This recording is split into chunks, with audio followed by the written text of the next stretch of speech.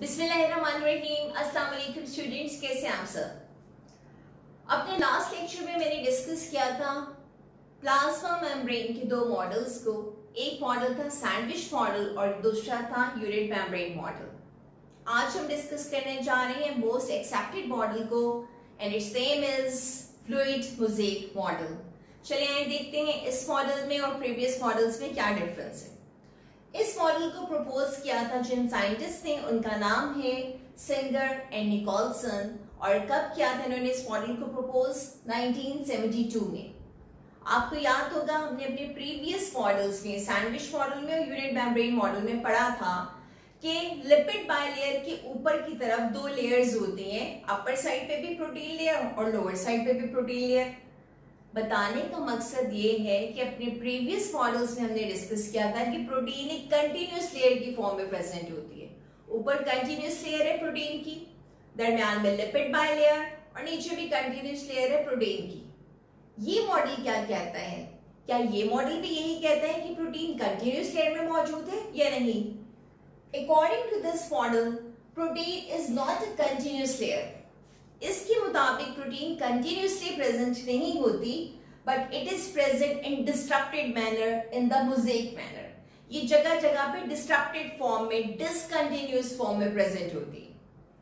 Phospholipid layer बिल्कुल ऐसे present होती है जैसे कि कोई समंदर हो, जैसे कि कोई फ्लूइड हो, और उस फ्लूइड या समंदर के अंदर जैसे शिप्स या आइसबर्ग्स प्रेजेंट होते हैं, बिल्कुल इसी तरह से प्रोटीन डिफरेंट जगहों के ऊपर स्कैटर्ड होती है, बिखरी हुई होती है। प्रीवियस मॉडल्स में हमने इसके बिल्कुल डिफरेंट पढ़ा था। प्रीवियस मॉडल्स में हमने यूनिट मेम्ब्रेन या सैंडविच मॉडल में हमने ये पढ़ा था कि प्रोटीन भी कंटिन्यूअस लेयर है अपर साइड पे, दरमियान में लिपिड बायलेयर और फिर लोअर साइड पे क्या है? प्रोटीन की कंटिन्यूअस लेयर। ये मॉडल उससे चेंज है। इसके मुताबिक लिपिड बायलेयर के दरमियान में जगह जगह पर डिसकंटिन्यूअसली प्रोटीन प्रेजेंट है। तो according to this, protein is not a continuous layer, it is present in the mosaic manner, in the discontinuous form. अब देखते हैं कि प्लाज्मा मेम्ब्रेन या सेल मेम्ब्रेन में किन चीजों का होना जरूरी होता है। प्लाज्मा मेम्ब्रेन या cell membrane should be elastic, dynamic, उसमें वेरिएशन, चेंजिंग्स आती रहे according to different type of material, और इसको क्या होना चाहिए? सेमी परमेएबल या सिलेक्टिवली परमेएबल। अगर हम बात करें इसकी कंपोजिशन की, तो प्लाज्मा मेम्ब्रेन कंसिस्ट करती है प्रोटीन्स पर, लिपिड्स पर, कार्बोहाइड्रेट्स पर। इसमें लिपिड्स किस टाइप के होते हैं? वो प्रेजेंट होते हैं फॉस्फोलिपिड, जैसे कि हम बार बार बात करते हैं फॉस्फोलिपिड बायलेयर की। इसमें प्रेजेंट होता है कोलेस्ट्रॉल, अभी हम डिस्कस करेंगे। और इसके अलावा डिफरेंट टाइप के लिपिड्स भी प्रेजेंट हो सकते हैं, जैसे कि स्फिंगोलिपिड, और स्फिंगोलिपिड मोस्टली प्रेजेंट होता है नर्व सेल्स के अंदर। तो ये हमने बात कर ली कंपोजिशन की। आइए अब हम डिटेल देखते हैं इसकी। अकॉर्डिंग टू दिस मॉडल, जो कोलेस्ट्रॉल है, कोलेस्ट्रॉल का काम क्या है? ये स्टेबिलिटी प्रोवाइड करता है पूरी प्लाज्मा मेम्ब्रेन को। It provide the stability, it provide the flexibility and it maintain the fluidity of plasma membrane. कहा जाता है कि कोलेस्ट्रॉल जो है वो एज अ बफर काम करता है, क्योंकि फ्लूइडिटी को प्लस या माइनस, ज्यादा या कम करने में हेल्प करता है। सेकेंड जो कंपोनेंट है दैट इज फॉस्फोलिपिड। आपको याद होगा हमने प्रीवियस लेक्चर में भी फॉस्फोलिपिड को डिस्कस किया था कि फॉस्फोलिपिड का मॉलिक्यूल जो है वो कंसिस्ट करता है हेड और टेल पर। हेड जो होते हैं वो हाइड्रोफिलिक और टेल जो होते हैं वो हाइड्रोफोबिक। और आपको याद होगा हमने एक टर्म यूज की थी एम्फीपैथिक। इस टाइप के मॉलिक्यूल्स जो जिसका कि एक साइड या एक रीजन जो है वो हाइड्रोफिलिक हो, दूसरा रीजन जो है वो हाइड्रोफोबिक हो, ऐसे मॉलिक्यूल्स के लिए हम टर्म क्या यूज करते हैं? एम्फीपैथिक। तो देखिए हेड जो होते हैं वो हाइड्रोफिलिक हैं, तो वो वाटर की साइड पर प्रेजेंट होते हैं, और टेल्स क्योंकि हाइड्रोफोबिक होती है, that's why these are the away from the water and they are buried inside. तो फॉस्फोलिपिड किस फॉर्म में प्रेजेंट होते हैं? लिपिड बायलेयर की फॉर्म में। Third component is the protein. Protein जो है वो डिफरेंट फॉर्म्स में प्रेजेंट होती है, जैसे कि integral protein and peripheral protein. Integral protein जो है वो एम्बेडेड होती हैं पार्शली या टोटली लिपिड बायलेयर के अंदर, पूरी तरह अंदर धसी होंगी या फिर हाफ अंदर की तरफ फिक्स हुई होंगी। पेरिफेरल प्रोटीन कैसी प्रोटीन्स होती है कि सरफेस ऑफ प्लाज्मा मेम्ब्रेन पर प्रेजेंट होती हैं इंटरनली या एक्सटर्नली, और ये लूजली अटैच्ड होती हैं सरफेस से। इनकी भी फर्दर बहुत सारी कैटेगरीज हैं, अभी मैं सिर्फ आपको कुछ एग्जांपल्स बता रही हूँ। जैसे कि कुछ इंटीग्रल प्रोटीन चैनल प्रोटीन्स होती हैं। चैनल प्रोटीन्स का काम क्या है, ये कुछ मॉलिक्यूल्स को अलाउ करता है कि वो प्लाज्मा मेम्ब्रेन से फ्रीली पास हो जाएं। जैसे कि प्लाज्मा मेम्ब्रेन से वाटर आसानी से पास नहीं हो सकता, तो चैनल प्रोटीन्स किस चीज पे हेल्प करेंगी, एक्वापोरिंग प्रोटीन वाटर को पास होने में हेल्प करेंगी। कुछ प्रोटीन्स के लिए हम टर्म यूज करते हैं कैरियर प्रोटीन्स। ये क्या करते हैं, सरफेस से कैरी करेंगे मटेरियल को, सिलेक्टिवली इंटरेक्ट करेंगे किसी भी मॉलिक्यूल से, और उसके बाद उसको कहां पर सेंड कर देंगे, inside the plasma membrane. Peripheral protein में हमारे पास एक टाइप की प्रोटीन है एंजाइम्स। आप सबको पता है कि most of the enzymes are protein in nature. किस चीज में हेल्प करते हैं, मेटाबॉलिज्म में या ब्रेकडाउन ऑफ मटेरियल्स में। इसके अलावा रिसेप्टर प्रोटीन्स होती हैं। रिसेप्टर प्रोटीन्स का काम क्या है, ये डिटेक्शन करते हैं किन की केमिकल्स की, जैसे कि हार्मोन्स की डिटेक्शन, न्यूरोट्रांसमीटर्स की डिटेक्शन। ये वाला सारा काम किसका होता है, रिसेप्टर प्रोटीन्स का। अब जब हम बात कर चुके हैं कोलेस्ट्रॉल की, हमने बात कर ली फॉस्फोलिपिड की, हमने डिस्कस कर लिया प्रोटीन्स को। Now we are talking about the carbohydrate. Carbohydrate कितनी फॉर्म्स में प्रेजेंट है, 2 फॉर्म्स में। The one is glycolipid and the other one is glycoprotein. आप सबको पता है ग्लाइको का मतलब क्या है, we are talking about the carbohydrate. जब कार्बोहाइड्रेट और लिपिड कंबाइन हो जाते हैं तब हम टर्म यूज करते हैं ग्लाइकोलिपिड की। जब कार्बोहाइड्रेट और प्रोटीन कंबाइन हो जाते हैं तब हम टर्म यूज करते हैं ग्लाइकोप्रोटीन की। आपको याद होगा इस टाइप के मॉलिक्यूल्स के लिए जिसमें कि 2 डिफरेंट कैटेगरी के मॉलिक्यूल्स कंबाइन हो जाए, इस टाइप के मॉलिक्यूल्स के लिए हम टर्म यूज करते हैं कॉन्जुगेटेड मॉलिक्यूल। चाहे वो ग्लाइकोलिपिड हो या वो ग्लाइकोप्रोटीन हो, ये किस चीज में हेल्प करते हैं, they help in the cell identification, antigens को आइडेंटिफाई करते हैं, so they help in the immunity. तो ये हमने डिस्कस कर लिए कि प्लाज्मा मेम्ब्रेन की कंपोजिशन में कौन कौन से कंपोनेंट्स हैं और उनके फंक्शन क्या हैं। चलिए आप देखते हैं कि इसका स्ट्रक्चर क्या है। According to fluid mosaic model, ये आपको दरमियान में लिपिड बाइलेयर नजर आ रही। देखिए ऊपर की साइड पर लिपिड फॉस्फोलिपिड की लेयर और ये नीचे की साइड पर फॉस्फोलिपिड की लेयर। क्योंकि ये 2 लेयर्स हैं, that's why we call it lipid bilayer, इसलिए हम इसके लिए टर्म यूज करते हैं लिपिड बाइलेयर की। तो ये हमारा एक कंपोनेंट हो गया लिपिड बाइलेयर का, जो कि मैं भी डिस्कस कर रही थी कि लिपिड बाइलेयर प्रेजेंट होती है और फ्लूइडिटी प्रोवाइड करती है। अब हम बात कर रहे हैं अपने सेकेंड कंपोनेंट की, दैट इज प्रोटीन्स। अभी मैं आपको बता रही थी कि प्रोटीन्स जो है वो इंटीग्रल भी होती हैं और पेरिफेरल भी होती हैं। इंटीग्रल प्रोटीन वो प्रोटीन्स होती हैं जो कि लिपिड बाइलेयर के अंदर एम्बेड हुए भी होती हैं, अंदर पेनिट्रेट की हुई होती है, अंदर फिक्स हुई होती हैं। उनके लिए हम टर्म यूज करते हैं integral, intrinsic proteins.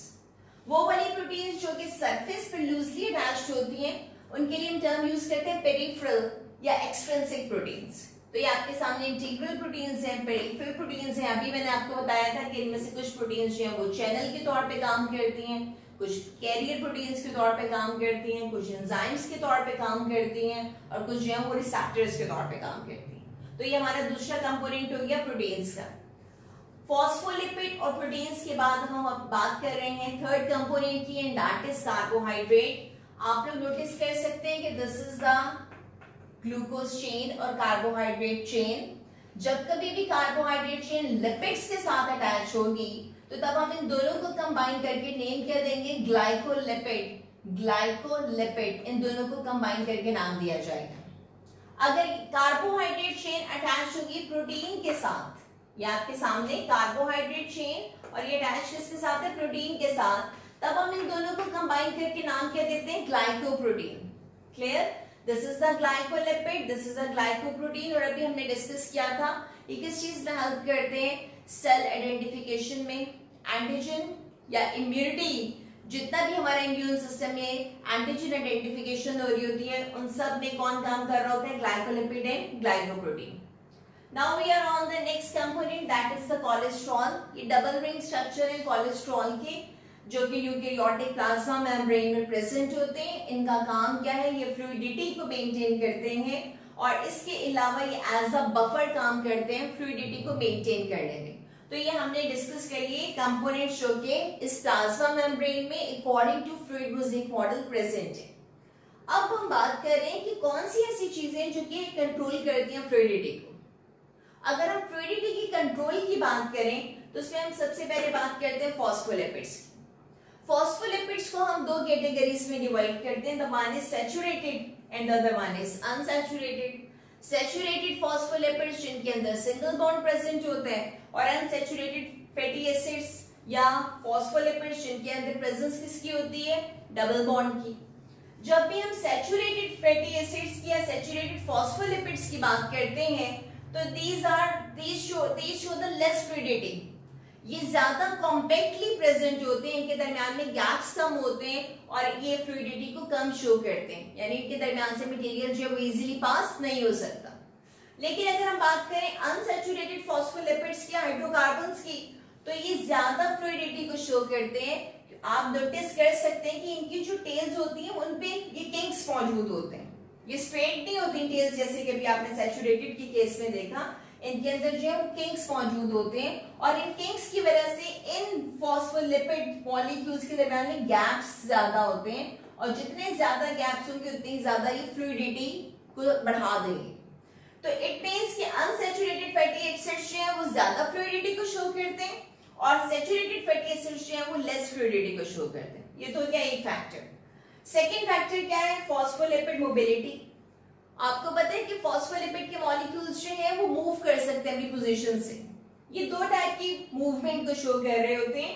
The one is the transition movement, यानी उसके अंदर क्या होगा, अगर ये फॉस्फोलिपिड के मॉलिक्यूल है तो ये राइट टू लेफ्ट या लेफ्ट टू राइट मूव कर सकते हैं, ये वाली मूवमेंट हो सकती है। इसके लिए हम टर्म यूज क्या करें, ट्रांजिशन।